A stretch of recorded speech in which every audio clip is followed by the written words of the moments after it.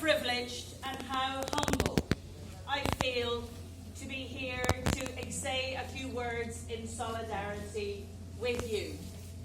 I come from a country called Ireland, and our Prime Minister today is from India. So we have an Indian. His father is from Bombay, but he is also openly gay. And I love the fact.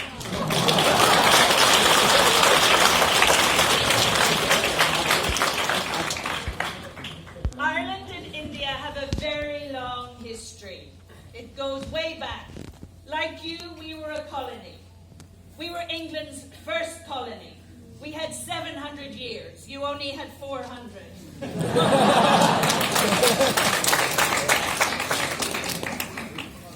But our freedom fighters worked together.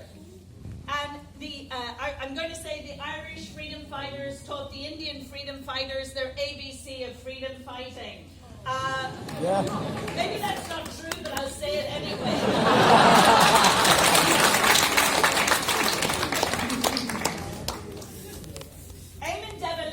Who was the president of Ireland in 19 came to Delhi.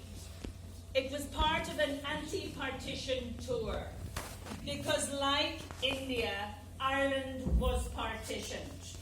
We are still living with the consequences of that partition, just as you are.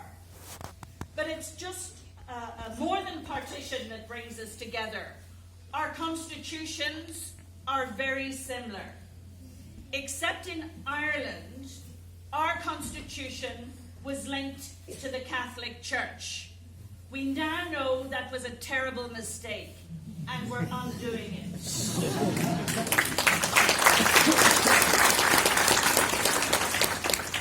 Your constitution was profoundly secular, and that was a total inspiration. And it's that inspiration that India gave to Ireland in more recent times, and that's why we have changed ours, or one of the reasons why. So it's so profoundly sad for us to see what's happening here today. The other thing I just want to say about Ireland and India is that we are also sharing a crisis of democracy.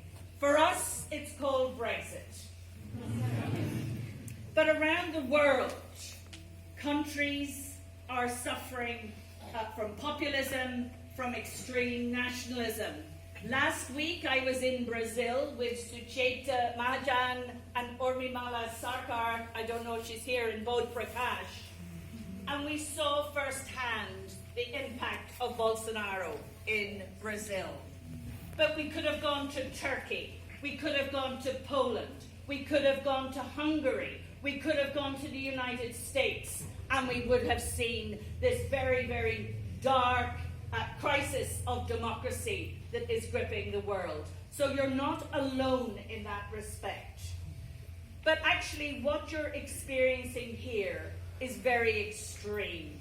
So I was a visiting professor here in JNU, and I had such an amazing time.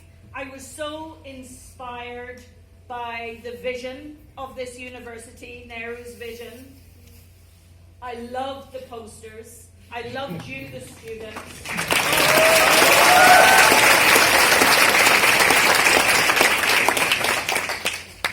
I came on Sunday with Birla and Aditya and Sucheta, and I felt so sad. The posters were gone. The spirit of the university, terrible things had happened. I don't know if Satish is around. I met him, and he told me his story, and he showed me the video of being dragged along and kicked by uniformed policemen. I felt extraordinarily sad, but deeply shocked, profoundly shocked. And then we've had the last couple of days. So all I want to say is that you guys are amazing. Be strong, be safe, speak with one voice, but yet be so proud of who and what you are. And remember that you are the future. And you want to fight so hard to make India a place that you're proud to live in. And together we need to work to ensure we make the world a place we all want to live in.